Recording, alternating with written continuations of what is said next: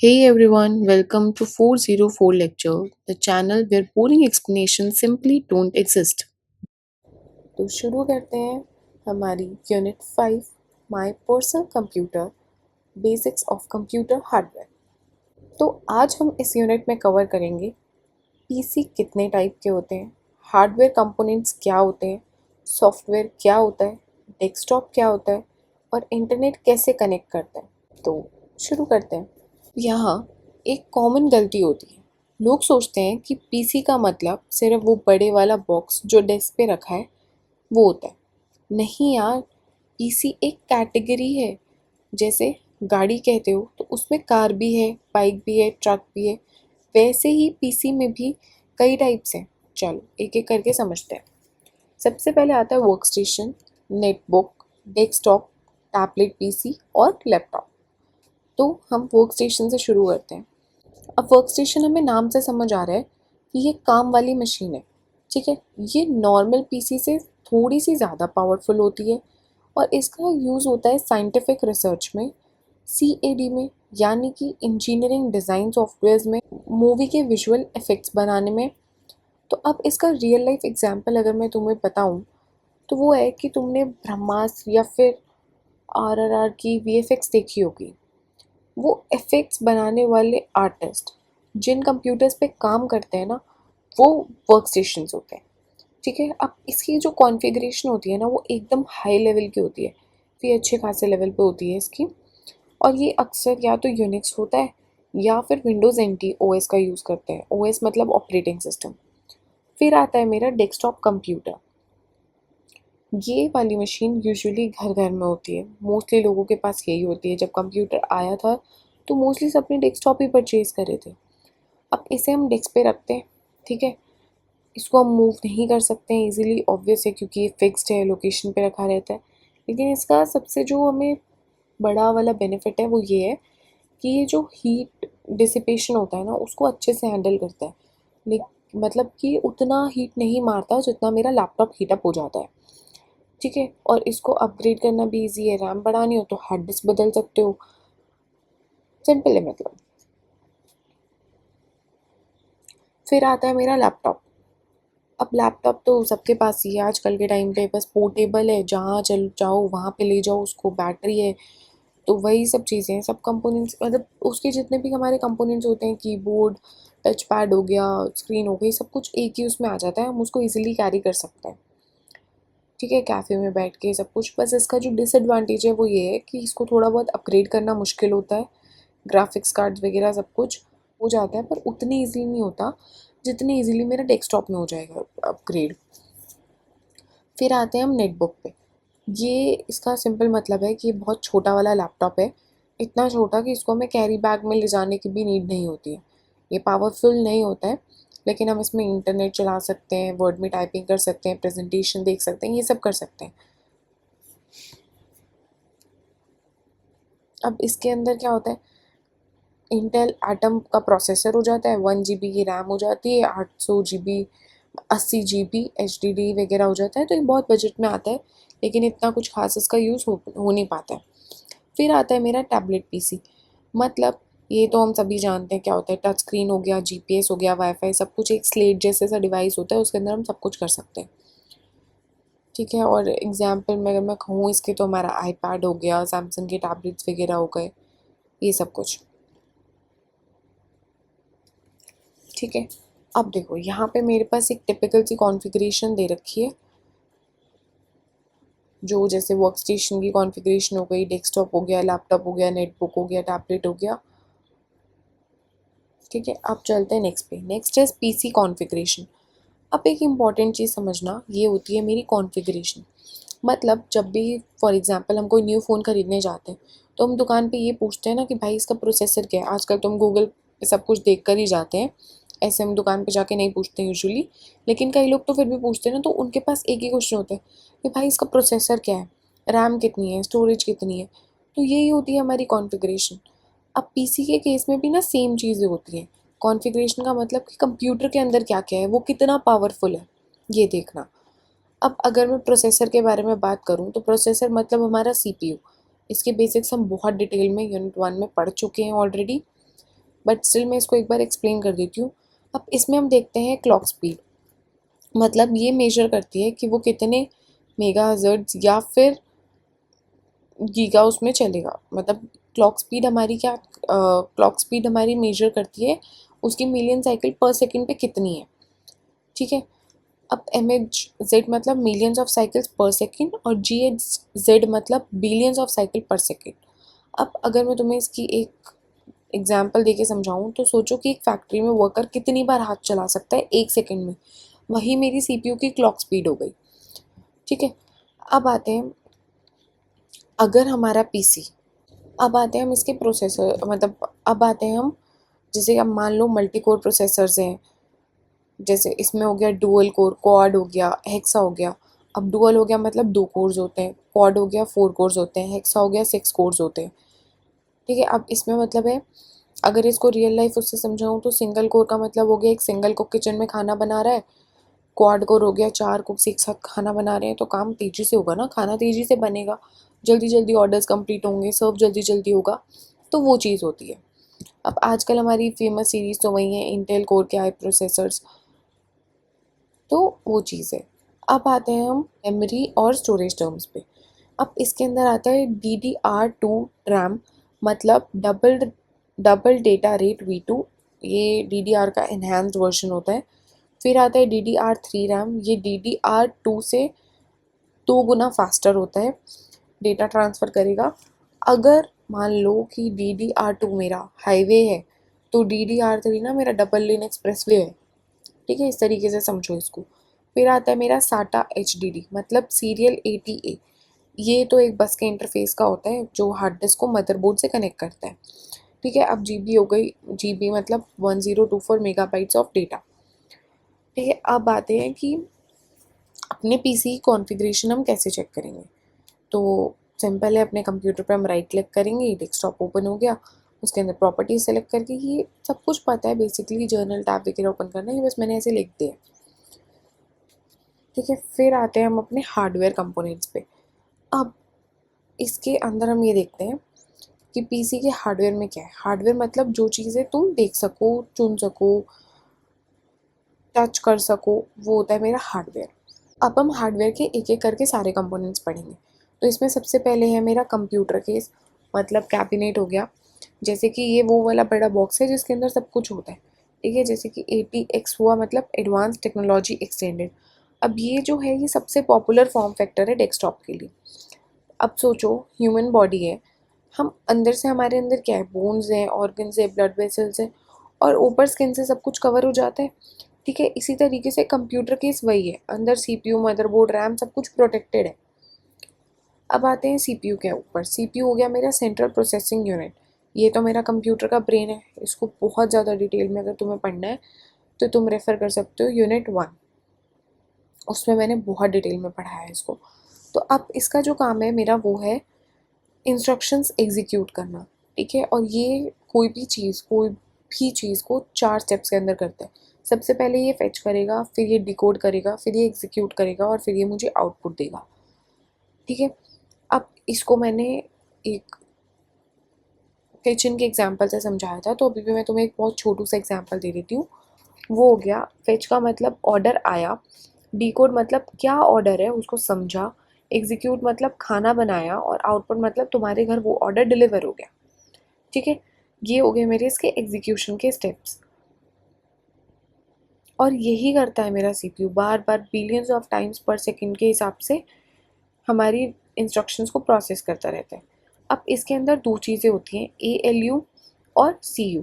अब ALU होता है जहाँ मेरे, मतलब ALU का मतलब होता है अर्थमेटिक लॉजिक यूनिट, ठीक है। इसके अंदर जो भी मेरा लॉजिक रिलेटेड काम होगा सब कुछ इसके अंदर होगा, सारी मैथ्स की एडिशन, सब्ट्रैक्शन, मल्टीप्लिकेशन, डिवीजन सब कुछ इसके अंदर होगी। अब मेरे लॉजिकल डिसीजंस लाइक मैंने greater than, less than, equal, ये सब निकालना है, ये सब भी इसके अंदर ही होगा।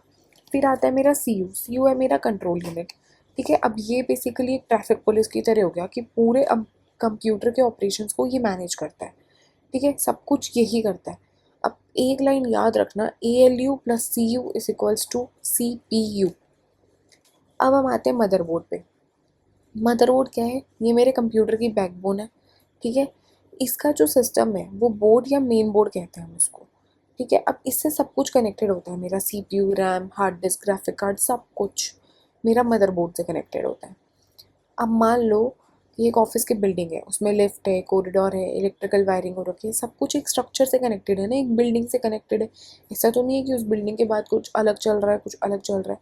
तो उसी तरीके से समझ लो कि ये मेरे जो मदरबोर्ड है कंप्यूटर की एक पूरी की पूरी बिल्डिंग हो गई है, ठीक है। अब इसका जो फॉर्म फैक्टर होता है वो होता है कि उसकी शेप, साइज, लेआउट क्या है। अब आते हैं हम एक बार मदरबोर्ड के पार्ट्स को समझ लेते हैं। उसमें हुआ मेरा ATX power connector, AGP slot, HDD headers, PCI slots, USB headers और FDD हेडर। अब ATX पावर कनेक्टर्स में क्या होता है, हम PCU से पावर लेकर मदरबोर्ड को देते हैं। अब AGP स्लॉट का मतलब क्या होता है, इसमें वीडियो कार्ड हम यहाँ पे लगाते हैं। HDD हेडर्स, इसमें हार्ड डिस्क यहाँ पे कनेक्ट होती है। अब PCI स्लॉट्स में जो भी मुझे एक्स्ट्रा कार्ड्स लगाने हैं, लाइक नेटवर्क कार्ड हो गया, साउंड कार्ड हो गया, वो सब मेरा यहाँ पे लगता है। फिर USB हेडर्स में हम pen drive, printer, USB port, मतलब यहाँ पे हम सब कुछ जो भी आता है वो कनेक्ट कर सकते हैं। फिर आता है मेरा FDD हेडर, मतलब जो भी पुराना फ्लॉपी ड्राइव होता था ना, ये उसके लिए स्लॉट होता है। अब आते हैं वीडियो कार्ड और सॉफ्टवेयर पे। अब वीडियो कार्ड मतलब क्या हो गया, मेरा ग्राफिक कार्ड, ठीक है। इसका काम जो होता है वो मॉनिटर पे इमेज को दिखाना होता है। अब इसके हम कुछ और नामों से भी जानते हैं इसको बेसिकली, जैसे कि वीडियो एडाप्टर हो गया, डिस्प्ले एडाप्टर हो गया, ग्राफिक्स कार्ड हो गया, इन सब से। अब सोचो, तुम्हें एक ट्रांसलेटर है जो हिंदी में बात करता है, उसको तुम्हें इंग्लिश में कन्वर्ट करना है, ठीक है। तो वीडियो कार्ड बेसिकली एग्जैक्टली ऐसे ही कुछ काम करता है। अब कंप्यूटर के अंदर सब कुछ तो मेरा बाइनरी में है, जीरोज में है या फिर वन में है। तो वीडियो कार्ड क्या करता है, उससे इमेज कन्वर्ट करता है, जो मेरे बाइनरी में ज़ीरो और वन है ना, उसको इमेज में कन्वर्ट करेगा और तुम्हारे मॉनिटर पे दिखा देगा, ताकि तुम समझो, मॉनिटर हमारा समझ पाए। अब वीडियो कार्ड के अंदर क्या क्या होता है, वो होता है मेरा GPU, मतलब graphics processing unit, video memory यानी कि VRAM, और वीडियो बाई BIOS, ठीक है। अब ये कनेक्ट होता है AGP से या फिर PGI एक्सप्रेस स्लॉट से, जो मैंने अभी बता दिया है। इसके आउटपुट पोर्ट्स मेरे होते हैं VGA, DVI या फिर HDMI। और गेमिंग PC में हाई परफॉर्मेंस की वीडियो होती है, हाई परफॉर्मेंस के ग्राफिक गेमिंग PC में हाई परफॉर्मेंस के वीडियो कार्ड्स लगते हैं, लेकिन ये बहुत ज़्यादा पावर कंज्यूम करते हैं। फिर आते हैं मेरे सॉफ्टवेयर कंपोनेंट्स। अब ये चीज़ याद रखने वाली है कि विदाउट सॉफ्टवेयर हार्डवेयर क्या है, एक जस्ट एक्सपेंसिव पेपर वेट है और कुछ भी नहीं है। बिना सॉफ्टवेयर के कोई काम ही नहीं है, ठीक है। अब सॉफ्टवेयर का मतलब हो गया प्रोग्राम्स का एक कलेक्शन, और प्रोग्राम्स का मतलब हो गया इंस्ट्रक्शन का एक सेट जो किसी प्रॉब्लम को सॉल्व कर रहा है, ठीक है। अब इसमें क्या है, मेरा आता है सिस्टम सॉफ्टवेयर। अब सिस्टम सॉफ्टवेयर क्या हो गया, इसका काम होता है मेरा हार्डवेयर को मैनेज करना। अब इसमें सबसे इम्पोर्टेंट सिस्टम सॉफ्टवेयर है मेरा ऑपरेटिंग सिस्टम, ठीक है। अब इसमें ऑपरेटिंग सिस्टम क्या करता है, मेरा यूज़र और हार्डवेयर के बीच का जो इंटरफेस होता है वो ऑपरेटिंग सिस्टम होता है। अब CPU, रैम, IO डिवाइसेस, सब कुछ यही मैनेज करता है। ये समझ लो, बिना ऑपरेटिंग सिस्टम के कंप्यूटर तो कुछ है ही नहीं। अब ऑपरेटिंग सिस्टम को समझ लो ऑफिस में एक HR की तरह, ठीक है, जो कंपनी में सब काम करता है लेकिन डायरेक्टली नहीं करता है, सब कुछ मैनेज कर रहा है, कौन कब काम क्या करेगा, रिसोर्सेज कैसे डिस्ट्रीब्यूट होंगे, सब कुछ। अब इसका एग्जांपल हो गया मेरा विंडोज, लिनक्स, मैक, ये सब कुछ। अब आते हैं एप्लीकेशन सॉफ्टवेयर पे। अब ये क्या होता है, ये कुछ स्पेसिफिक यूज़र टास्क के लिए बना होता है, जैसे कि फ़ोनपे, पेटीएम, ये सब एप्लीकेशन सॉफ्टवेयर ही तो हैं। व्हाट्सएप, MS वर्ड, कोई गेम हो गई या यूट्यूब एप्लीकेशन हो गया, ये सब मेरा एप्लीकेशन सॉफ्टवेयर ही है, ठीक है। अब इसकी हम कैटेगरीज देख लेते हैं, जैसे कि वर्ड प्रोसेसर हो गया, MS word, Google docs, spreadsheet हो गया मेरा, एक्सेल हो गया, मीडिया प्लेयर में आ गया मेरा VLC या फिर विंडोज़ मीडिया प्लेयर जो भी होता है। फिर प्रेजेंटेशन के लिए मेरे पास पावर पॉइंट है, अकाउंटिंग सॉफ्टवेयर हो गए, ये सब मेरे एप्लीकेशन सॉफ्टवेयर ही हैं। फिर आता है मेरा यूटिलिटी सॉफ्टवेयर, मतलब सिस्टम को मेंटेन करना और मेरे जो रूटीन के टास्क हैं उनको मेंटेन करना, ठीक है। अब यूटिलिटी सॉफ्टवेयर में मेरे 5 मेन टूल्स होते हैं, ठीक है, जैसे कि ध्यान से सुनना।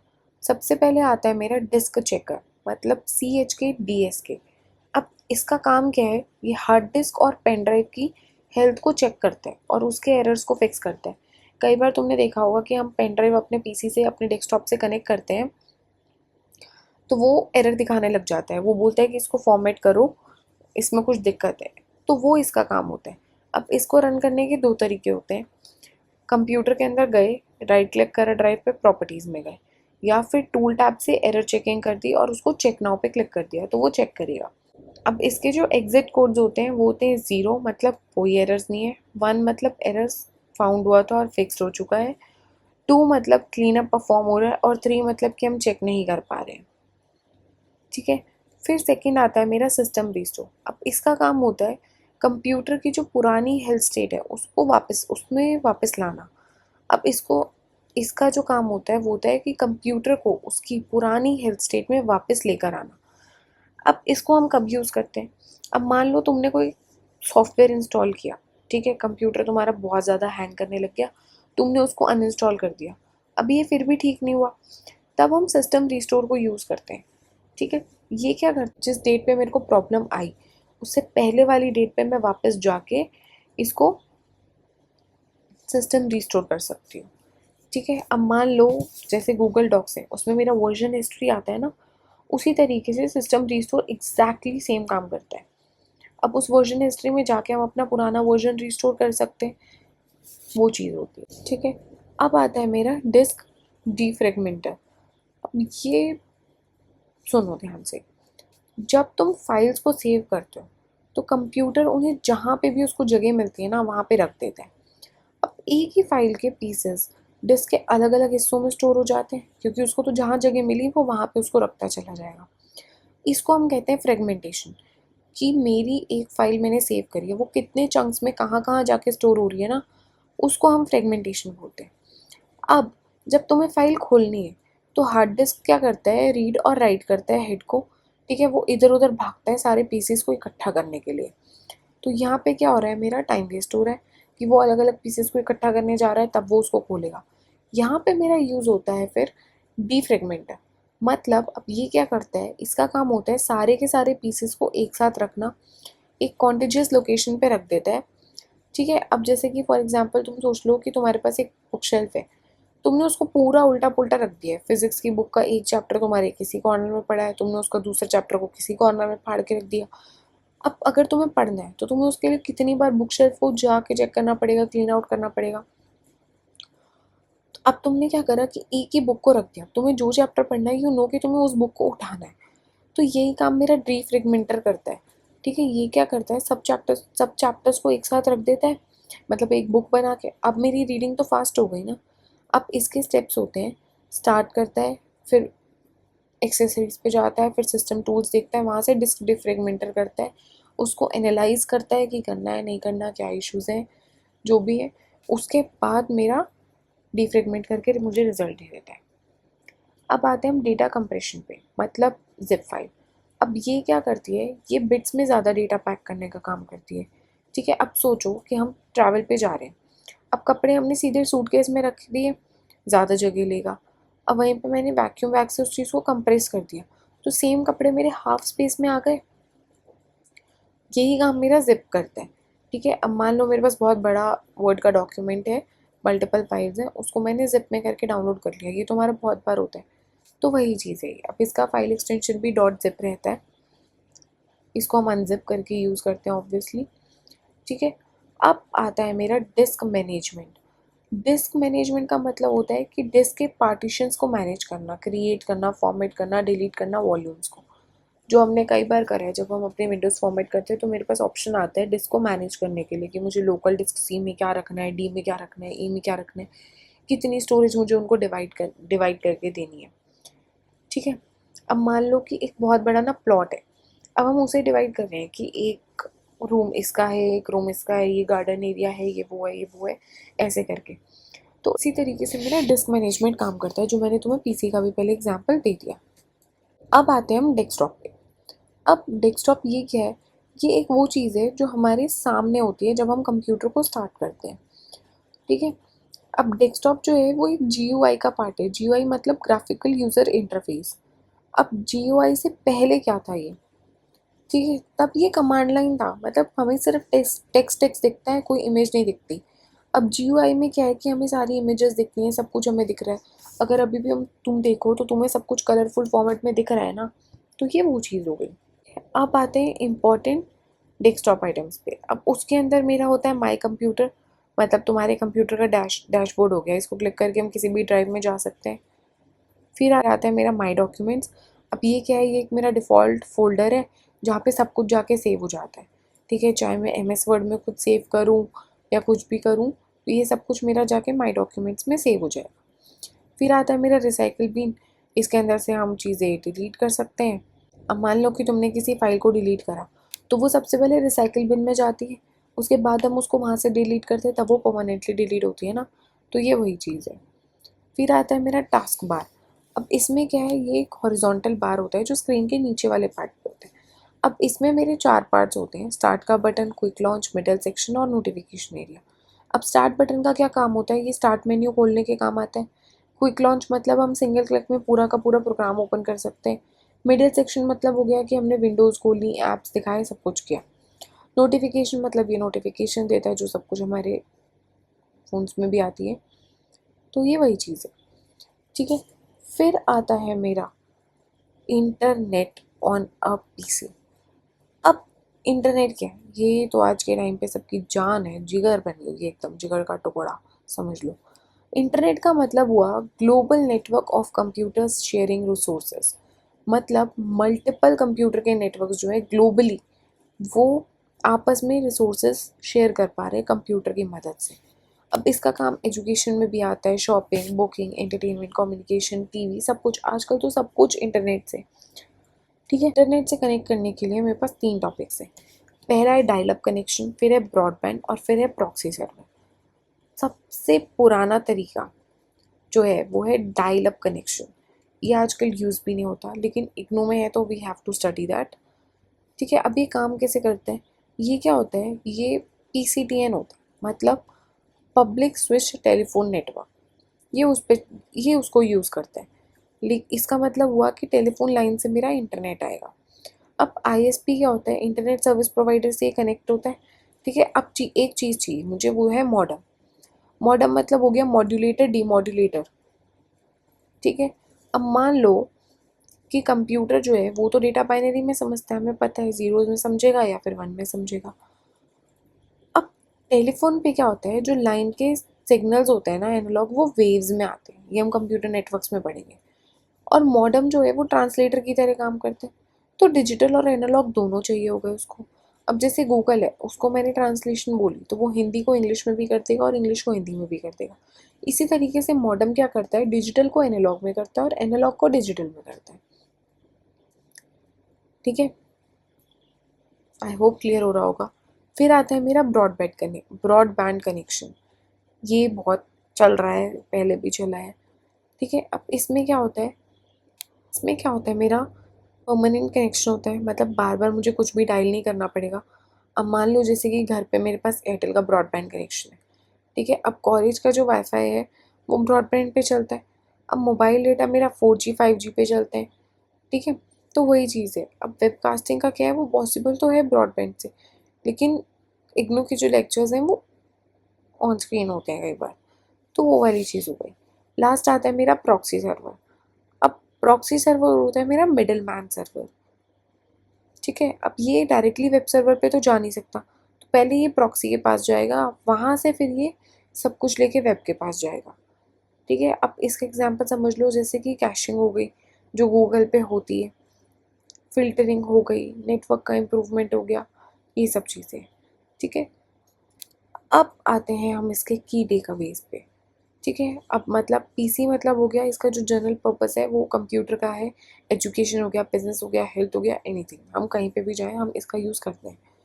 अब टाइप्स हो गए मेरे, work station, desktop, laptop, netbook और टैबलेट, ठीक है। कॉन्फ़िगरेशंस में मैंने देख लिया CPU, रैम, HDD, GU, ये सब मिलके PC को बहुत ज़्यादा पावरफुल बनाते हैं। फिर हार्डवेयर में मैंने देख लिया कंप्यूटर का केस, CPU मेरा ब्रेन होता है, जिसके पार्ट्स होते हैं ALU प्लस CU, ठीक है। मदरबोर्ड बैकबोन होती है, यहाँ से सब कुछ कनेक्टेड है। वीडियो कार्ड जो है उसका काम है मॉनिटर के ऊपर इमेजेस को ड्रॉ करना, ठीक है। अब सॉफ्टवेयर टाइप्स में मेरा सिस्टम आ गया, मतलब ऑपरेटिंग सिस्टम, वो मेरा मैनेजर हो गया। अब एप्लीकेशन में क्या हो गया कि हमें यूज़र के लिए काम करना है। यूटिलिटी हो गया कि हमारी खुद की मेंटेनेंस हो गई, ठीक है। अब यूटिलिटीज़ में चेक डिस्क आता है, सिस्टम रिस्टोर आता है, डिस्क डीफ्रॉग आता है, जिप, डिस्क मैनेजमेंट, ये सब कुछ आता है, ठीक है। फिर आता है मेरा डेस्कटॉप। अब इसमें क्या है, मेरा कंप्यूटर है, मेरे डेस्कटॉप है, मेरा रिसाइकिल बिन है, मेरा टास्क बार है, मैं कुछ भी करूँ। फिर आता है मेरा इंटरनेट। अब इसमें क्या है, डायल अप हो गया तो वो स्लो टेलीफोन लाइक हो गया कि मॉडेम चाहिए उसके लिए। अब ब्रॉडबैंड हो गया, वो काफ़ी फास्ट है, हमेशा खुला रहता है, लेकिन उसमें 256 kbps प्लस की मेरी को स्पीड चाहिए होती है। फिर सबसे लास्ट आता है मेरे पास प्रॉक्सी। अब ये क्या है, ये एक मिडल मैन और कैशिंग दोनों का काम कर रहा है, और साथ में फिल्टरिंग और ऐड कर दूँ, ठीक है। तो ये था जो। अगर वीडियो हेल्पफुल लगी हो तो वीडियो को लाइक करो, चैनल को सब्सक्राइब करो एंड शेयर करो। तब तक के लिए keep learning, keep building. Thank you.